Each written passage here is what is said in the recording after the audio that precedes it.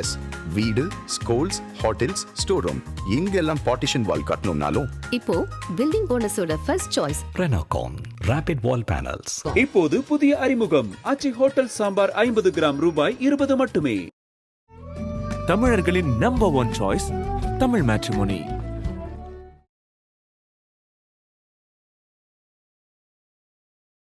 ஆதா நேயர்களுக்கு அன்பு வணக்கம். இன்று நம்மோடு அரசியல் ஆய்வாளர் திருமிகு பெருமாள் மணி அவர்கள் உள்ளார். வணக்கம் சார். நல்லா இருக்கீங்களா சார்? தேர்தல் களம் ரொம்ப பரபரப்பாக இருக்குது. திமுக கிரவுண்ட் லெவலில் வேலையை ஆரம்பிச்சிட்டாங்க. அதிமுக ஒரு மிகப்பெரிய ஒரு பொதுக்கூட்டம் ஒன்று போட்டாச்சு. என்டிஏ பொதுக்கூட்டம். பிரைம் மினிஸ்டரே வந்துட்டு எல்லாருக்கும் முன்னாடி நாங்கள் வந்து பொதுக்கூட்டத்தை ஆரம்பிச்சிட்டோன்னு ஒரு சிக்னலை வந்து ஏடிஎம்கே வந்து கொடுத்துருக்காங்க. விஜய் அவர்கள் வந்து பெருசாக எந்த ஒரு கிரவுண்ட்லேயும் அவங்கள பார்க்க முடியல.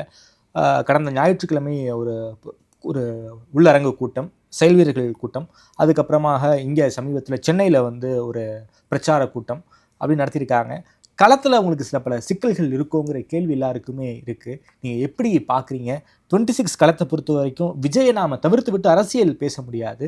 விஜய் கிட்ட இருந்து கொஞ்சம் ரியாக்ஷன்ஸ் ரொம்ப தாமதமாக வருது, லேட்டாக ரியாக்ட் பண்ணுறாரு போன்ற விமர்சனங்கள்லாம் இருக்குது. நீங்கள் எப்படி பார்க்குறீங்க? இப்போ இந்த முறை வந்து தேர்தல் வேலைகள் வந்து இந்த ஜனவரியில் ஆரம்பிக்கலையே, ரொம்ப முன்னாடியே ஆரம்பிச்சிட்டோம். போன ஏப்ரல்லே ஆரம்பிச்சிருச்சு. ஆமாம் இல்லையா? அவங்க அப்போவே இருந்தே கூட்டணி நாங்கள் இவ்வளோ ஜெயிப்போம். இப்போ நீங்கள் வந்து இந்த கட்சிகள் வந்து நாங்கள் எவ்வளோ ஜெயிப்போம், எவ்வளோ அவங்க கணக்குகளை நீங்கள் எவ்வளோ நாளாக சொல்லிட்டு இருக்காங்கன்னு நினைக்கிறீங்க? நாடாளுமன்ற தேர்தல் முடிஞ்சதுலேருந்தே சிஎம் வந்து நாங்கள் 200 ஜெயிப்போங்கிற ஒரு ஸ்டேட்மெண்ட் அவர் சொன்னார். அங்கேருந்து ஆரம்பிச்சிருச்சு. அப்போ அங்கேருந்து ஆரம்பிச்சு. அதுக்கு என்ன காரணம்னு நினைக்கிறீங்க? நாடாளுமன்ற தேர்தலில் போட்டியிடாத ஐயா விஜய் வந்து களத்துக்கு வந்தது தான் முக்கியமான காரணம். ஓகே. இப்போ இந்த தேர்தலில் வந்து ஐயா விஜய் பேசலாம், பேசாமல் இருக்கலாம், கூட்டம் நடத்தலாம், கூட்டம் நடத்தாமல் இருக்கலாம், என்ன வேணால் பண்ணலாம். ஆனால் அவர் தான் இந்த தேர்தலுடைய மைய பொருள். அவர் தான். ஓகே. அவர் எவ்வளவு வாக்குகளை பெறுகிறாரோ அதுதான் இந்த தேர்தலினுடைய வரிசையை, முடிவுகளை தீர்மானிக்க போகிறது. இப்போ 4 முனை போட்டி அப்படின்னு நீங்கள் நம்ம எடுத்துக்கிட்டோம் அப்படின்னா ஐயா விஜய் பெறுகிற வாக்குகளை பொறுத்து தான் 1, 2, 3, 4 அப்படிங்கிற இடமே வந்து தீர்மானமாகும். இது க்ளோஸ் டு ஒரு 3 கார்னர் கான்டெஸ்டாக இருக்குன்னு சொல்ல வரீங்களா சார் இந்த எலெக்ஷன்? இல்லை, இது ரொம்ப நெருக்கமான ஒரு போட்டி தான். யாருக்கும் 3 களத்தில் வந்து 4 பிளேயர் இருக்காங்கல்ல, 4 பேருக்குமே நெருக்கமான போட்டினே நம்ம எடுத்துக்கலாம். ஓகே. ஏன்னா ஐயா சீமானும் தமிழக அரசியல் களத்தில் தொடர்ந்து தீவிரமாக களமாடிட்டு இருக்காரு. ஐயா விஜய் வந்து ஒரு புது பிளேயராக வந்திருக்காங்க. ஏற்கனவே இருவரும் ஆண்ட கட்சிகள் இருக்காங்க. அதனால் இது 4 பேருக்குமே ஒரு நெருக்கமான களம், வந்து 4 பேருக்குமே நெருக்கமாக இருக்குன்னே நம்ம புரிஞ்சிக்கலாம். அதில் ஒன்றும் தப்பில்லை. விஜய் ஃபேக்டர் எப்படி இந்த எலெக்ஷனில் வேலை பார்க்க போகுது? விஜய் ஃபேக்டர் எப்படியா ஒர்க் பண்ண போகுது இந்த எலெக்ஷனை பொறுத்த வரைக்கும்? இல்லை, அவர்கிட்ட பெண்கள் வாக்கு பெருவாரியாக இருக்குங்க. அதுதான் அவரோட பெரிய பலம். விஜயின் பலமே பெண்கள் வாக்கு தாங்க. அந்த கட்சியே வந்து ஒரு புது கட்சி. ஓகே. அந்த புது கட்சிக்கு வந்து இருக்கக்கூடிய பெரிய பலமே வந்து அதீதமான பெண்கள் வாக்கு தான். ஓகே. அந்த பெண்கள் வாக்கு அவரை எந்த இடத்துல போய் நிறுத்த போகுது அப்படிங்கிறது தான் இந்த தேர்தலோட இன்ட்ரெஸ்டான ஒரு விஷயம். அதாவது கடந்த காலங்களில் ஜெயலலிதா அவர்களுக்கு தான் அந்த பெண்கள் வாக்கு நிறைய போய்கிட்டே இருந்துச்சு. லாஸ்ட் எலெக்ஷனில் வந்து திமுகவுக்கு போயிருக்கு. இந்த எலெக்ஷனில் அப்படியே மாறும்னு சொல்ல வரீங்களா? விஜய் கிட்ட போகும். நிச்சயமாக வந்து பெரிய அளவில் அவருக்கு இருக்குது. ஏன்னா நம்ம பேசி பார்க்குறோம். இப்போ நம்மளே வந்து பெண்கள் இவ்வளவு நாளும் வந்து நம்மக்கிட்ட இவ்வளோ ஆர்வமாக அரசியல் பேசினதில்லை. ஓகே. இப்போ நம்மை போன்ற இந்த யூடியூபோ இல்லை செய்தி தொலைக்காட்சிகளோ அவங்க இவ்வளோ ஆர்வமாக பார்த்ததே இல்லை.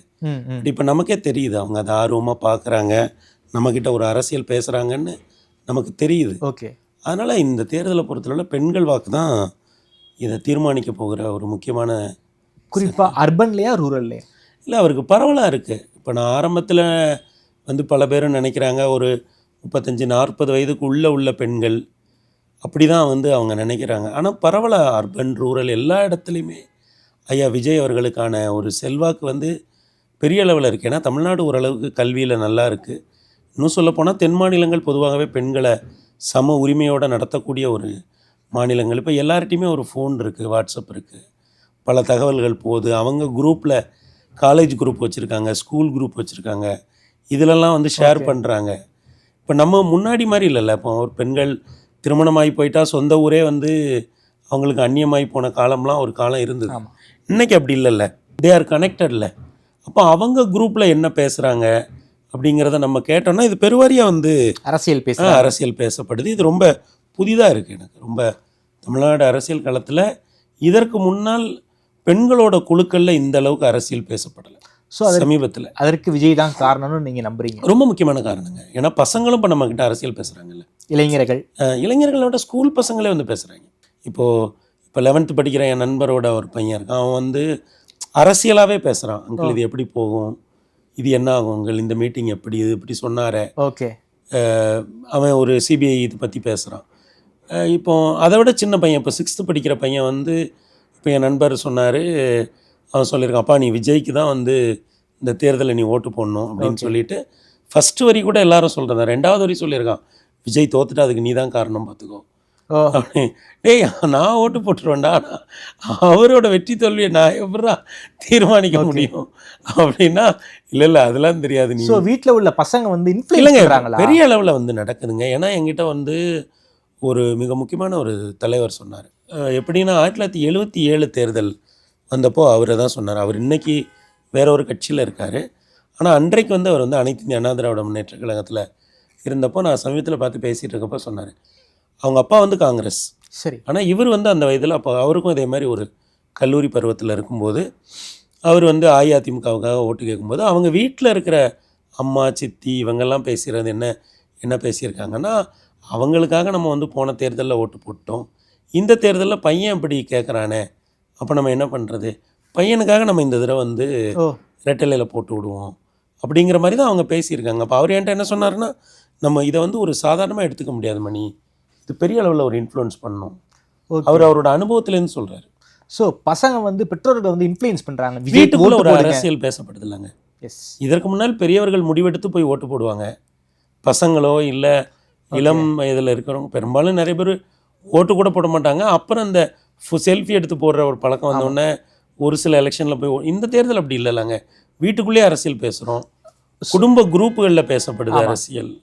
அப்புறம் நம்ம இப்போ வீடு பெண்கள் இருக்கக்கூடிய குரூப்புகளில் பேசப்படுது, நம்ம இருக்கக்கூடிய இதில் பேசப்படுது, அதெல்லாமே நம்ம சேர்த்து தானங்க அரசியல். ஸோ கடந்த தேர்தலில் ஒப்பிடும்போது வரக்கூடிய தேர்தலில் இந்த ஓட்டு சதவீதம், இந்த போலிங் பர்சன்டேஜ் அதிகமாகுவதற்கு வாய்ப்புகள் இருக்குன்னு நீங்கள் நம்புறீங்களா? ஆமாம், அதுக்கு 2 காரணம். ஒன்று எஸ்ஐஆரில் வந்து இறந்து போனவங்க வாக்கு, அந்த மாதிரி இடம் மாதிரி இருக்கிறவங்க வாக்குலாம் நிறைய வாக்குகளை அவங்க நீக்கியிருக்காங்க. ஆமாம். அது ஒரு குறிப்பிடத்தக்க பர்சன்டேஜ் போயிடும். அப்போது வாக்குகளோட எண்ணிக்கையே குறையும்.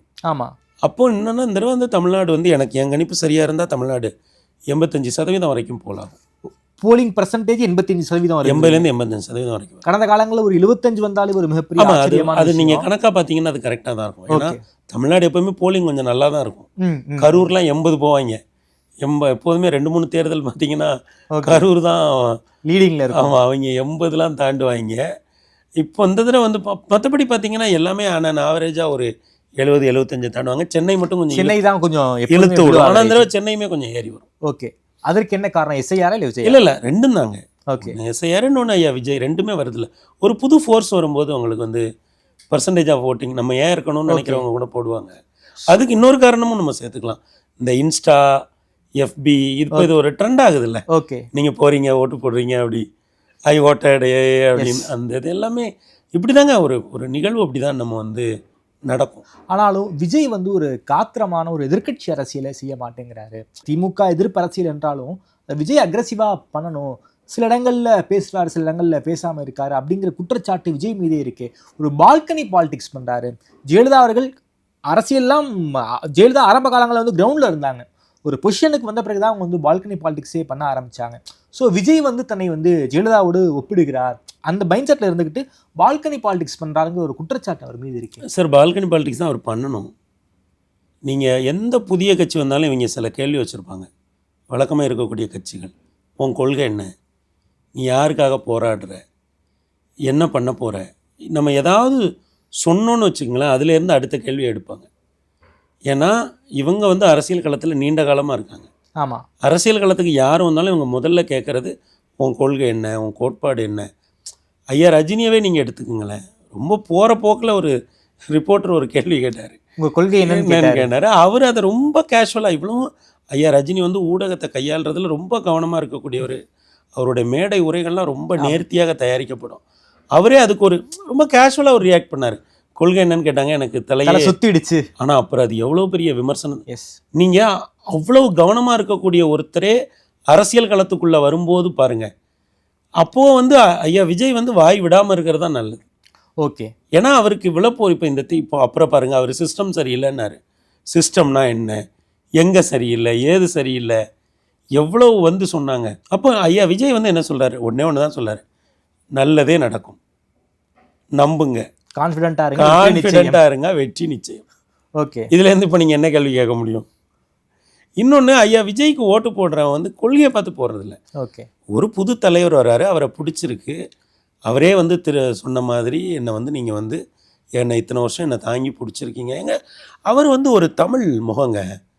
தமிழ் திரையுலகத்தில் வந்து அவர் வந்து வந்தபோது சுந்தரராமசாமி ஒரு வரி எழுதினார், ஒரு சராசரி தமிழ் முகம் இவருக்கு இருக்குது. சராசரினா நீங்கள் ஒரு 100 தமிழ் முகத்தை எடுத்தீங்கன்னா, தமிழ்நாட்டினுடைய முகங்கள் எடுத்திங்கன்னா அதில் பொருத்தி பார்க்கக்கூடிய ஒரு முகம், ஒரு அது ஆவரேஜ் அப்படி இல்லை, சராசரினா உங்களுக்கு தெரியல. இப்போ 100 முகங்கள் எடுத்து அதுக்கு ஒரு வடிவம், அந்த போன்ற பலரும் அதை வந்து நம்ம பொருத்தி, நம்ம அண்ணன் இப்படி தானே இருப்பான், நம்ம வீட்டு பையங்கிற ஒரு நம்ம வீட்டு பையங்கிற ஒரு ஃபீலோட அவர் வளர்ந்தார். ரெண்டாவது வந்து அவரோட வளர்ச்சி இருக்குல்ல, அவர் கடுமையாக அந்த துறையில் போராடி வந்ததை அவரோட ரசிகர்கள் ரசிச்சிருக்காங்க.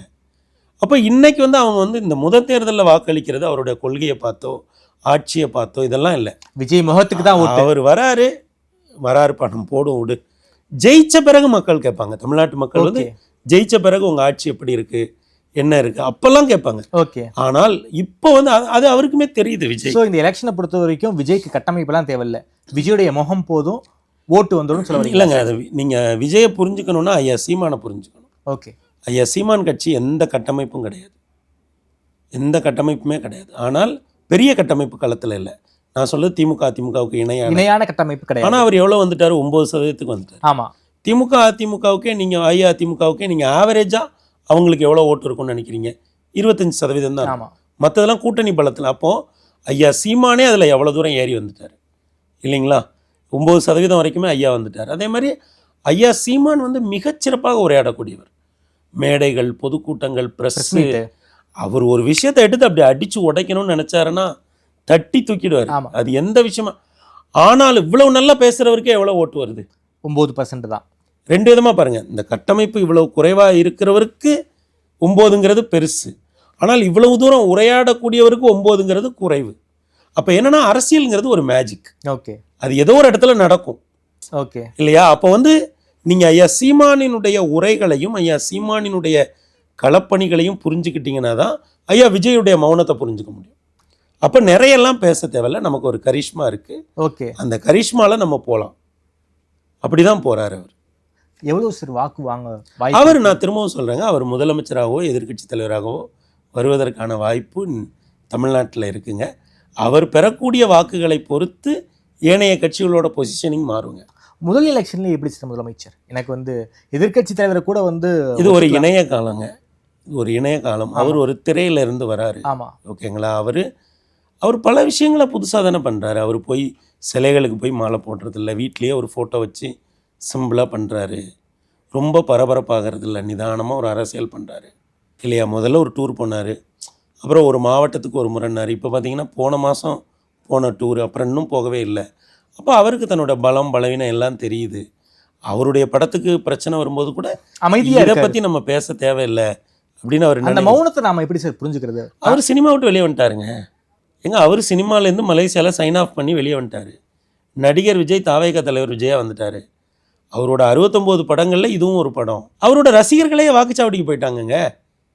இப்போ நீங்கள் அவரோட ரசிகர் ஒருத்தனை கூப்பிட்டு ஜனநாயகன் வருகைக்காக காத்திருக்கியா, தேர்தலுக்காக காத்திருக்கியான்னு கேளுங்களேன், அவன் என்ன சொல்லுவான்? தேர்தல் தான் சொல்லுவான். தேர்தல் தானே. அப்போ அவங்களே தேட்டரை விட்டு அவர் ரசிகர்களை எம்பவர் பண்ணி நிர்வாகிகளாக மாற்றிட்டாரு.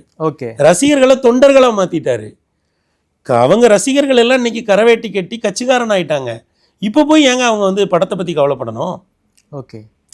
நீங்கள் உங்களுக்கு ஒரு அப்லிஃப்ட்மெண்ட் நடந்துருச்சு, நீங்கள் ஒரு தலைவராக எவால்வ் ஆன பிறகு நீங்கள் ஏன் போய் நீங்கள் வந்து எனக்கு ஐயோ ஜனநாயகன் சர்டிஃபிகேட்டை பற்றி பேசாது, வர்ற அன்னைக்கு வரட்டும்னு தானே விடணும். ஓகே. ஊடக வெளிச்சம் கிடைக்குதுங்கிறதுனால நீங்கள் அதை பற்றி பேச வேண்டியதில்லை. நீங்கள் ஒரு உயரத்துலேருந்து பார்க்கும்போது உங்களுக்கு ஒரு சில விஷயங்கள் சிறியதாகத்தானே தெரியும். அவர் இன்னைக்கு தாவேக தலைவராக இருந்து பார்க்கும்போது ஜனநாயகன் பிரச்சனை ரொம்ப சாதாரண பிரச்சனை அப்படி தான் தெரியணுங்க. அதுதான் தலைமை பண்பு. ஓகே. நீங்கள் நான் வாடையோ கோடையோ தாழ்ச்சியோ உயர்ச்சியோ உயர்வோ இனிமே நான் உங்களோட தான் நிற்பேன்னு மலேசியாவில் வந்து மக்கள்கிட்ட வந்துட்டார்ல, சினிமா விட்டு வந்த பிறகு இன்னும் போய் ஜனநாயகனுக்காக பேசிட்டு இருந்தா அப்போ அவருக்கு தன்னை பற்றி ஒரு புரிதல் இருக்குல்ல. நம்ம இன்னைக்கு ஒரு தாவேகா தலைவர், நம்ம இதை பற்றிலாம் பேச தேவையில்லை இல்லையா? அப்போ நம்ம ஒரு இடத்துலேருந்து ஒரு இடத்த வரும்போது நம்ம சில இடங்களை கடந்து தானே போவோம். அவருக்கு ஒரு பல்வேறு அழுத்தம் இருக்கு.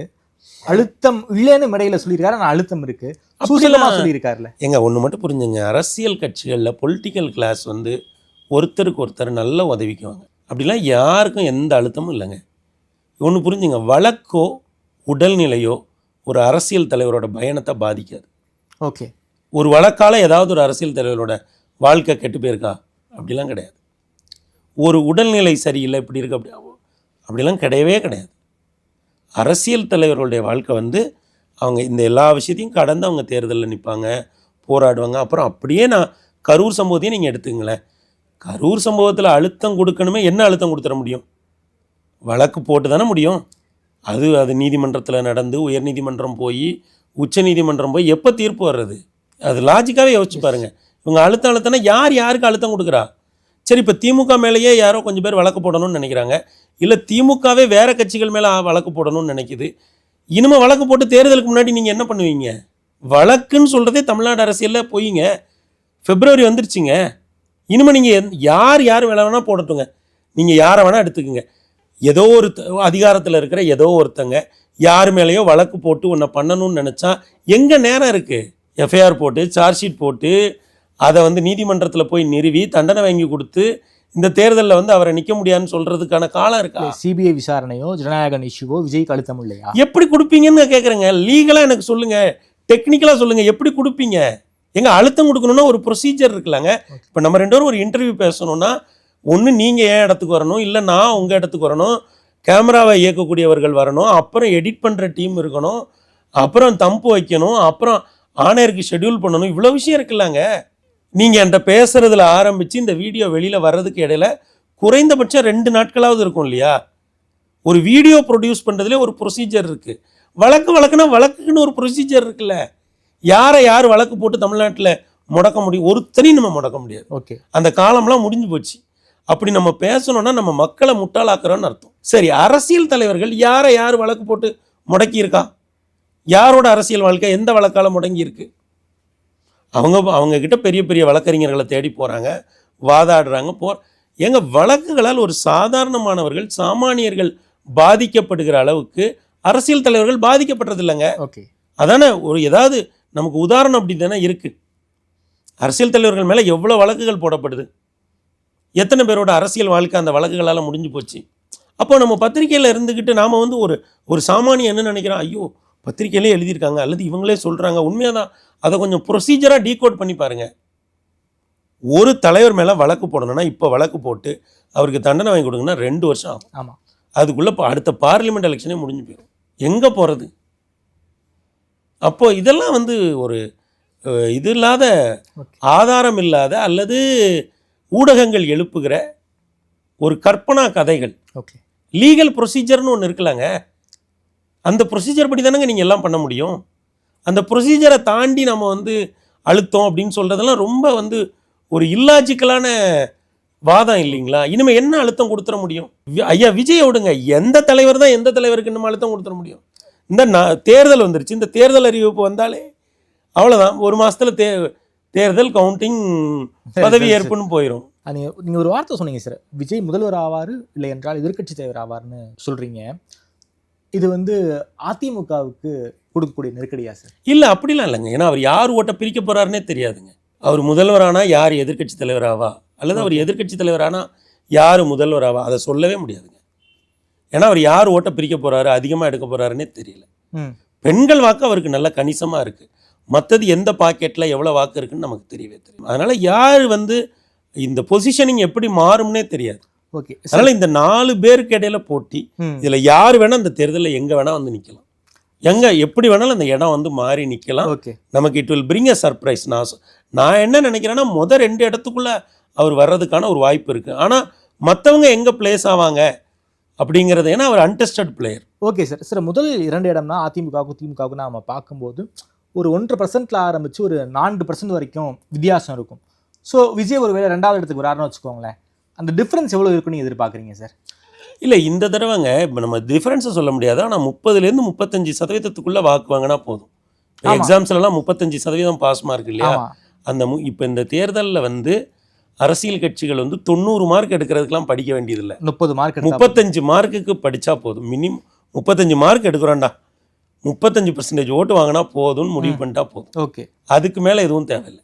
35% யார் வாங்குறாங்களோ அவங்க முதல்வர். ஆமாம். விஜய் வாங்குவதற்கு களம் இருக்கு. நான் தான் சொல்லிட்டேனே, அவருக்கு 2 வாய்ப்பு இருக்குது. ஒன்று முதல்வர், இல்லைன்னா எதிர்க்கட்சி தலைவர். அவருக்கு அந்த வாய்ப்பு இருக்குது. அவர் நிச்சயமாக வந்து அந்த இதோட தான், அந்த தன்மையோட தான் அவர் அரசியல் பண்ணுறதா. நான் விஜயையும் விஜயகாந்தையும் நான் வந்து கம்பேர் பண்ணலை. விஜயகாந்த் அரசியலுக்கு வந்த முதல் எலெக்ஷன்லேயே ஒரு 8% ஓட்டு வாங்கினார். ஸோ அதன் காரணமாகவே வந்து திமுக வந்து ஒரு மைனாரிட்டி ஆட்சி அமைக்க வேண்டிய ஒரு கட்டாயம் இருக்குது. ஸோ இன்னைக்கு விஜய் வந்து புகழுடைய உச்சத்தில் இருக்கார். ஒரு மிகப்பெரிய ஒரு கரிஷ்மா இருக்குது. விஜய் எங்கே போனாலும் அவ்வளோ பெரிய கூட்டமெல்லாம் கூடுது.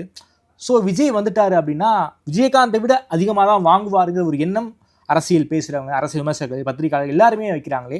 அந்த ஒப்பீனியன் கரெக்டாக சார்? ஒரு மினிமம் 15 வாங்குவாருங்கிறாங்க சார். நான் தான் அதை தாண்டி போவாருன்னு சொல்கிறேன். 15 தாண்டி போவார்னு சொல்லுவாங்க. அதனால தானே நான் சொல்கிறேன், அவர் முதல்வராகவோ எதிர்க்கட்சி தலைவராகவோ வரக்கூடிய வாய்ப்பு இருக்குது அப்படின்னு சொன்னாலே அவருக்கு நல்ல வாக்கு சதவீதம் இருக்குது. ஒவ்வொருத்தரும் அவங்கவுங்களுக்கு ஏற்ற மாதிரி பொசிஷன் பண்ணுவாங்கங்க. நீங்கள் ஒரு லீடரை, எனக்கு இன்னைக்கு வந்து அவர் ஒரு பேஸாக ஒரு 25% வாக்கு அவர்கிட்ட ஸ்ட்ராங்காக அடிப்படையாக இருக்குது. அதுக்கு மேலே அவருடைய தேர்தல் பிரச்சாரம் இதெல்லாம் பொறுத்து அவர் எங்கே போய் பிளேஸ் ஆவாருன்றதுல எனக்கு ஒரு சட்டமன்றத்துக்கு உள்ளே போகிறாரு, அது சபாநாயகர் இருக்கைக்கு இடதுபுறமா வலதுபுறமாங்கிறத மக்கள் தான் தீர்மானிப்பாங்க. சார், குறிப்பாக ஏடிஎம்கேக்கு ஒரு பேக்கிங் கம்யூனிட்டி இருக்காங்க, அது உங்களுக்கே நல்லா தெரியும். திமுகவுக்கு அப்படி ஒரு பேக்கிங், ஒரு பெரிய பேக்கிங் கம்யூனிட்டி இருக்குன்னு நம்மளால சொல்ல முடியாது. அது இல்லை, அதனால தான் மாறி மாறி அவங்க வந்து ஜெயிச்சுக்கிட்டு வந்துகிட்டு இருக்காங்க.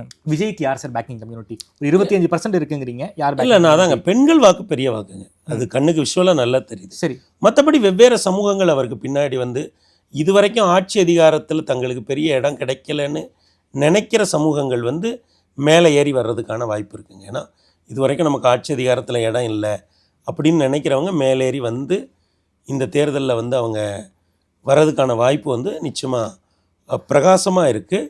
ஆனால் நம்ம இந்த மாதிரியான ரொம்ப நுட்பமான கேள்விகள் இருக்குல்ல, ஆமாம், இதெல்லாம் தேர்தலுக்கு பின்னாடி தான் நம்ம அனலைஸ் பண்ண முடியும். ஓகே. அப்புறம் வந்து இந்த ஓட்டிங் பிஹேவியர், ஓட்டிங் பேட்டர்ன் இதெல்லாம் பார்த்திங்கன்னா ஒவ்வொரு தேர்தலுக்கும் மாறுபடும், ஒவ்வொரு தேர்தலுக்கும். அப்போ நம்ம என்னென்னா தேர்தல் முடிஞ்ச பிறகு நல்ல நிதானமாக உட்காந்து அனலைஸ் கணக்கு போட்டு பார்த்துக்கலாம், அப்படியே எல்லாத்தையும் டிவைட் பண்ணி நம்ம அந்த டேட்டாவெல்லாம் எடுத்து நம்ம வந்து பேசலாமே தவிர இப்போ சொல்ல முடியாது. ஆனால் அவருக்கு ஒரு கணிசமான பெண்கள் வாக்கு இருக்கிறது அவருக்கு பெரிய பெரும்பலம். ஓகே சார், ஜெயலலிதா அவர்களுக்கு பிறகு ஒரு பெரிய ஓட் பேங்க், பெண்கள் ஓட் பேங்க் விஜய்க்கு நம்ம நிச்சயமாக இருக்குது. அந்த அம்மாவுக்கு 2016 ஒரு பெரிய செல்வாக்கு பெண்கள் மத்தியில் ஒரு பெரிய அபிரிதமான இருந்தது. ஓகே. அது மற்ற நேரங்களை விட 2016 அவங்க தங்களோட அந்த அம்மாவை ரிலேட் பண்ணிக்கிட்டாங்க, ஒரு ஃபைட்டர்ஸ். அப்புறம் அவங்க கொடுத்த நலத்திட்டங்கள் அவங்களுக்கு ஏதோ ஒரு விதத்தில் பெண்களுக்கு வந்து ஈவன் மாற்றுக் கட்சியில் இருந்த பெண்களுக்குமே கூட ஜெயலலிதா அம்மா மேலே ஒரு பெரிய ஈர்ப்பு உண்டு, பெரிய அபிமானம் இருந்தது. ஒரு பெரிய போராளி நமக்காக இருக்காங்க அப்படிங்கிற மாதிரி ஒரு எண்ணம் இருந்தது. அவங்களுமே பெண்களுக்கு பல நலத்திட்டங்களை கொண்டு வந்தாங்க. அப்போ அந்த அடிப்படையில் பார்க்குற பொழுது அப்படியாப்பட்ட ஒரு ஈர்ப்பு வந்து ஐயா விஜய்க்கு இந்த தேர்தலில் பெண்கள் மத்தியில் இருக்குது. சார், திமுக இந்த பெண்கள் ஓட்டு வங்கிய மனசில் வச்சு தான் பல்வேறு இந்த நலத்திட்டங்களை வந்து கொடுத்துக்கிட்டு இருக்காங்க. அந்த நலத்திட்டங்கள் இந்த எலெக்ஷனில் எதிரொலிக்காதுன்னு சொல்ல வரீங்களா சார்? அதாவது நீங்கள் ஆரம்பத்துலேருந்து இந்த பெண்கள் வாக்கு பற்றிய நிறைய புத்தகங்கள் வந்திருக்கு, நிறைய கேஸ் ஸ்டடீஸ் வந்திருக்கு. இப்போ ஆரம்பத்துலலாம் 1952, 57 தேர்தல்கள்லாம் ஆண்களை விட பெண்களுக்கு வாக்குகளே குறைவாக தான் இருக்கும். ஆமாம். இப்போ ஒரு வீட்டில் வந்து 4 ஆண்கள் 3 பெண்கள் இருக்காங்கன்னா இந்த 4 ஆண்களோட வாக்கும் பட்டியலில் இருக்கும். அந்த 3 பெண்களில் ஒருத்தர் பேரோ இன்னொருத்தர் பேரோ இருக்கும். அப்புறம் முன்னெல்லாம் இருந்த சமூக முறை காரணமாக வந்து விதவைகள் வெளியே வந்து ஓட்டு போட வர மாட்டாங்க, இளம் பெண்கள் வெளியில் வந்து ஓட்டு போட வர மாட்டாங்க, குடும்ப பெண்கள்லேயே பல பேர் வந்து நம்ம வெளியே போய் வரிசையில் நின்று ஓட்டு போடணுமான்லாம் இதெல்லாம் ஆரம்ப காலத்தில். அதற்கப்புறம் வர வர வாக்காளர் பட்டியலில் வந்து ஆண்கள் பேரும் பெண்கள் பேரும் ஓரளவுக்கு சமமாக இடம்பெற்றது. இப்போ அதற்கு அப்பவுமே கூட வாக்குச்சாவடிக்கு வரக்கூடிய பெண்களுடைய எண்ணிக்கை ஆண்களை விட குறைவாக தான் இருந்தது. அதற்கு பிறகு தான் பெண்கள் அதிக அளவில் வந்து வாக்களிக்க ஆரம்பித்தாங்க, ஏறக்குறைய சமமாக. அப்புறம் மைக்ரேஷன் மாதிரியான விஷயங்கள் நடந்த பிறகு பெண்கள் வாக்குகள் ஆண்கள் வாக்கை விட அதிகமாகவே இன்னைக்கு பார்க்கும்போது ஆண்கள் வாக்கை விட பெண்கள் வாக்குகள் தான் நிறைய இருக்கு. இது நீங்கள் வந்து ரேஷியோவே அப்படி தான், நீங்கள் ஜெண்டர் ரேஷியோவே அப்படி தான் இருக்குது. அப்போ என்னென்னா நீங்கள் பெண்கள் வாக்கை வந்து வெறும் கட்சி அடிப்படையில் படிக்கிறத விட ரேஷனலாக படித்து பாருங்கள், வாக்கு சதவீதம் எப்படி மாறி இருக்குது. இன்னும் சொல்லப்போனால் இந்த தேர்தலில் ஆண்களோட பெண்கள் அதிகமாக வாக்களிப்பாங்க இந்த தேர்தல். அப்போ பெண்கள் வாக்குகளுக்காக தானே எல்லாரும் போராடுறாங்க. இனி வரக்கூடிய 2-3 தேர்தல் வந்து பெண்கள் வாக்குகளை மையமாக வச்சு தான் இருக்கும். நான் தமிழ்நாட்டில்னு சொல்லலை, அகில இந்திய அளவில் அப்படி தான் ஒரு ட்ரெண்டு போகும். ஸோ திமுக வந்து பெண்கள் சார்ந்த பல்வேறு திட்டங்கள் பண்ணியிருக்காங்க சார். இந்த ஓட் பேங்க்காக தானே அப்படி பண்ணியிருக்காங்க சார். எனக்கு வந்து பல விஷயங்களோட சேர்ந்தது தான் பெண்கள் வாக்கு. ஓகே, இதில் பயனாளிகள் நிறைய பேர் இருக்காங்க. ஆமாம், அது எல்லாமே இருக்குது. அதே மாதிரி இப்போ வந்து பார்த்திங்கன்னா இப்போ தமிழ்நாட்டை பொறுத்தவரை ஒரு நாளைக்கு ஆவரேஜாக 1 கோடி பாட்டில் விற்பனை ஆகுது, மதுபான பாட்டில். ஆமாம். இப்போ இதெல்லாம் அந்த பெண்களை எப்படி பாதிக்குது? ஏன்னா ஆண்கள் பெரிய அளவில் குடிச்சிட்டு வரும்போது அது எப்படி பாதிக்குது? சராசரியாக 1 கோடினா அப்போ ரெகுலராக குடிக்கிறவங்களோட எண்ணிக்கை வந்து இப்போ பண்டிகை நேரத்தில் மட்டும் பாட்டில் எண்ணிக்கை கூடுது, மற்ற நேரத்தில் குறையுதுன்னா அது வேறு.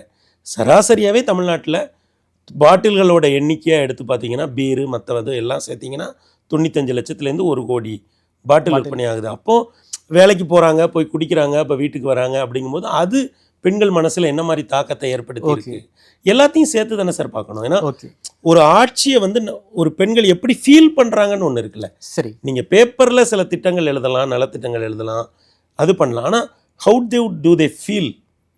இப்போ வீடுமே அப்படி தானே சார். வீடுங்கிறது வெறும் செங்கலோ கல்லோ வச்சு பிரம்மாண்டமாக கட்டுறதோ, எளிமையாக கட்டுறதோ, ஒரு சோஃபா வாங்குறது, மிக்சி வாங்குறது, கிரைண்டர் வாங்குறது, டிவி வாங்குறது, பெட் நல்ல லக்ஸரியான பெட்டு வாங்குறது, அது மட்டும் இல்லைல்ல சார்.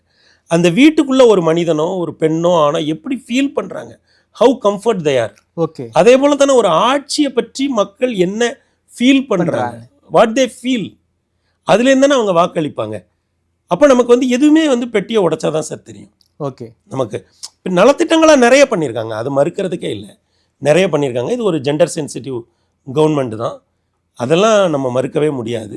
ஆனால் மக்கள் என்னவா அதை உணர்றாங்கன்னு ஒன்று இருக்குல்ல சார். ஓகே சார், இந்த ஆட்சிக்கு மீதான எந்த ஒரு ஆட்சினாலும் இந்த ஆட்சிக்கு எதிரான ஒரு மனநிலை இருக்கும், ஆன்டி இன்கம்பன்சி இருக்கும். இந்த ஆன்டி இன்கம்பன்சியை கலெக்ட் பண்ணுற இடத்துல விஜய் எப்படி சார் இருக்காரு? நிறைய பேசியிருக்கணும், நிறைய பண்ணியிருக்கணும், அதில் வந்து கோட்டை விட்டாருங்கிற ஒரு குற்றச்சாட்டு இருக்கே சார். சார் அதாவது நான் திரும்பவும் சொல்கிறேன், அவர் பேசாமல் இருக்கிற வரைக்கும் தான் அவருக்கு நல்லது. பிராண்ட் விஜயை அவர் அப்படியே மெயின்டைன் பண்ணணும். நான் இதை பேசுகிறேன், நான் அதை பேசுகிறேன் அப்படிலாம் ஏதாவது போனால் அது வந்து அவருக்கு, ஏன்னா ஒருத்த முடிவு பண்ணி இருப்பான். இப்போது அவர் ஒன்றும் பிரச்சனை இல்லை, எல்லா தொகுதியிலையும் கேண்டிடேட்டை போட்டு முடிஞ்ச வரை கூட்டணிகளை உருவாக்கி அப்படியே எலெக்ஷன் ப்ராசஸ்க்குள்ளே அவர் வந்தாலே போதும், ஓட்டு வந்துடும். பெரிய அளவில் வந்து இதை நீங்கள் இந்த செக்ஷனை நான் இப்படி பேசி அப்படி பேசிலாம் இல்லை. அவர் ஓரளவுக்கு ஆளுங்கட்சியை கடுமையாக விமர்சிக்கிறார், அந்த இடம் நமக்கு தெளிவாக இருக்குது, அதில் தெளிவாக இருக்கார். அப்போ ஆளுங்கட்சியை விமர்சிப்பதுங்கிறது அந்த இடத்துக்கு நான் விரும்புகிறேங்கிற ஒரு செய்தி தான். அப்போ அதால் ஈர்க்கப்படுகிற மக்கள், மற்றபடி அவருக்கு ஓட்டு போகணுன்னு முடிவெடுத்த மக்கள் எல்லாம் சேர்ந்து தானே இந்த விஷயங்கள் நடக்கும். விஜய் தலைமையில் ஒரு கூட்டணியை கட்டமைக்க முடியுமா சார்? உருவாவது இப்போ திமுக கூட்டணிக்குள்ளேயே காங்கிரஸில் ஏற்படுற சலசலப்புக்கு யார் காரணம்? விஜய் தான். அப்போ அவ்வளோதானே, அப்போ ஏதோ நடந்துட்டு தானே இருக்குது. இன்னும் இப்போ நம்ம பேசிகிட்டு இருக்க இந்த நேரம் வரைக்கும் தெளிவில்லாமல் தானே இருக்குது. நிச்சயமாக அவரால் கூட்டணியை வந்து உருவாக்க முடியும், அதற்கான வாய்ப்புகள் இன்னும் வரும். ஏன்னா இந்த தேர்தலை பொறுத்தளவு திராவிட முன்னேற்ற கழகமோ அனைத்து இந்திய அண்ணா திராவிட முன்னேற்ற கழகமோ கூட்டணி கட்சிகள் கேட்குற இடங்களை கொடுக்க மாட்டாங்க, ரொம்ப நெருக்கமாக தான் கொடுப்பாங்க. ஏன்னா ஐயா விஜய் வர்றதுனால அவங்க என்ன நினைப்பாங்கன்னா, நம்ம வந்து அதிக தொகுதிகளில் நாம் போட்டி போடணும்னு நினைப்பாங்க. அதான் அவங்களுக்கு எலெக்ஷன் ஸ்ட்ராட்டஜியாக கை கொடுக்கும். அதனால் இப்போது வந்து கூட்டணிகளாக இருக்கிறவங்க பேச்சுவார்த்தை நெருங்கும் போது வேறு சில பிரச்சனைகள் அதில் வரும். அப்போ வந்து ஐயா விஜய் நோக்கி கொஞ்சம் பேர் வருவதற்கான வாய்ப்பு பிரகாசமாக இருக்குது. இப்போ காட்டிக்கலாம். நீங்கள் இப்போ வந்து எங்கே நீங்கள் தொகுதி இருக்கலாம், இப்போ தொகுதி பேசவே ஆரம்பிக்கலாங்க. நீங்கள் தொகுதின்னு பேச ஆரம்பித்தா தானே பெரிய கட்சிகள் நாங்கள் இவ்வளோ தான் தருவோம், இந்த தொகுதி தாங்க தருவோம் அப்படின்னு அப்போ தானே சொல்ல ஆரம்பிப்பாங்க. அப்போ பிரச்சனை வந்தால் அவங்களுக்கு ஒரு நல்ல வாய்ப்பு இருக்குன்னு தான் நினைப்பாங்க. ஓகே, அந்த ஒரு வாய்ப்பு விஜய் தான், வேறு யார்ட்டையும் போகிற வாய்ப்பு இல்லை. ஏன்னா அண்ணன் சீமான் சொல்லிட்டாங்கல்ல, நான் தனியாக தான் போகிறேன்னு சொல்லிட்டாங்க. ஆமாம், அப்படிங்கும்போது ஐயா விஜய் ஒரு வாய்ப்பாக அவங்க பார்க்க. தேர்தல் நெருக்கத்தில் தமிழ்நாடு அரசியல் களத்தில் பல்வேறு பூகம்பங்கள் நீங்கள் எதிர்பார்க்கலாம் சொல்ல வரீங்களா? பூகம்பெல்லாம் ஒன்றும் இல்லை நண்பா, அது வந்து அது அவங்களுக்கு ஒரு பொழப்பு. இப்போ நமக்கு எப்படி நம்ம வந்து இங்கே உட்காந்து இதை பண்ணுறோமோ, நம்ம அப்படி பெரிய வார்த்தைகளெல்லாம் அரசியலுக்கு கூட்டணிகள் மாற வாய்ப்பு இருக்குது. கூட்டணிகள் மாறும். சில இடத்துல எனக்கு இவ்வளோ சீட்டும்பாங்க, அல்லது ஒரு சில தொகுதிகளை குறிப்பிட்டு கேட்பாங்க, அதை கொடுக்க மாட்டாங்க. அப்போ அந்த பிரச்சனைகள்லாம் வரதான் செய்யும். அப்போ சரி கிளம்பி வருவாங்க, அது எல்லாமே நடக்கும். இது வந்து அதெல்லாம் அந்த நம்ம அவ்வளோலாம் அரசியலை வந்து பூகம்பம் அதிரடி அப்போ சொல்ல வேண்டியதில்லை. நமக்கு இது நமக்கு தொழில் கவிதை மாதிரி, அவங்களுக்கு தொழில் வந்து அது. அதனால் ஆனாலும் முதல் மாநாட்டிலே வந்து ஆட்சியில் பங்கு அதிகாரத்தில் பங்கு ஒரு ஆஃபர்லாம் கொடுத்தாரு. அந்த ஆஃபருக்கு இன்னைக்கு வரைக்கும் யாருமே போகல, ஈல்ட் ஆகலைங்கிற ஒரு இதுவும் பார்வையும் இருக்குல்ல சார். அரசியல் இதெல்லாம் நடக்க தான் செய்யும். நீங்கள் ஒரு ஆஃபர் சொல்கிறீங்க, அது நடக்காமல் போகணும். கட்சிகள் வந்து முன்னுக்கு பின் பேசுகிறதையோ மாற்றி பேசுகிறதையோ இல்லை. ஐயா பெரியார் ஒரு இவ்வளோ பெரிய அறிவுச்சூரியன், அவரே வந்து சொல்கிறாரு, நான் ஒரு விஷயத்த முன்ன ஒன்று சொல்லுவேன், எனக்கு அப்புறம் புரிதல் வந்தால் நான் மாற்றி சொல்லுவேன், நான் ரெண்டாவது எதை சொன்னோன்னா அதை எடுத்துக்கோ, எது கடைசியாக லேட்டஸ்ட்டாக எதை சொல்லியிருக்கனோ அதை எடுத்துக்கோ, அதான் என்னோட புரிதல்னு. அதனால் ஒரு இயக்கம் அரசியல் கட்சி ஆரம்பித்து வரும்போது அதில் இந்த மாதிரி சொல்கிறது, அதுக்கெல்லாம் ஒரு பெரிய ஏன் சொல்லி யாரும் வரல. அவர் தேர்தலுக்கு வரும்போதே நம்மளால் தனியாக நிற்க முடியுங்கிற தன்னம்பிக்கையோடு தான் வந்திருப்பார். ஓகே, கூட்டணிகள் வந்தால் கூடுதல் பலம், அவ்வளோதான். ஓகே, ரொம்ப நன்றி சார். குறிப்பாக இந்த 2026 தேர்தலை பொறுத்த வரைக்கும் ஒரு மேஜிக்கல் ஃபேக்டராக விஜய் இருப்பார். விஜய் ஒன்று முதலமைச்சர், இல்லை என்றால் எதிர்க்கட்சி தேவை, அந்தளவுக்கான ஒரு ஃபேஸ் அவருக்கு இருக்குது. கட்டமைப்புலாம் தேவையில்லை, விஜய்ங்கிற ஒரு முகம் போதும். அந்த முகமே வந்து வாக்குச்சவரில் ஓட்டாக மாறுவதற்கு வாய்ப்பு இருக்குன்னு. இல்லை, பிராண்டு விஜய் தான் முக்கியம். ஓகே, டிவிகேங்கிறது உருவாகுது, இந்த பிராண்ட் விஜய் இருக்குல்ல, அதுதான் டிவிகே மாறும்னு சொல்கிறீங்க. உங்களுடைய பல்வேறு விஷயங்கள் ரொம்ப வெளிப்படையாக பேசியிருக்கீங்க. நேரம் கொடுத்து பேசியமைக்கு நன்றி சார்.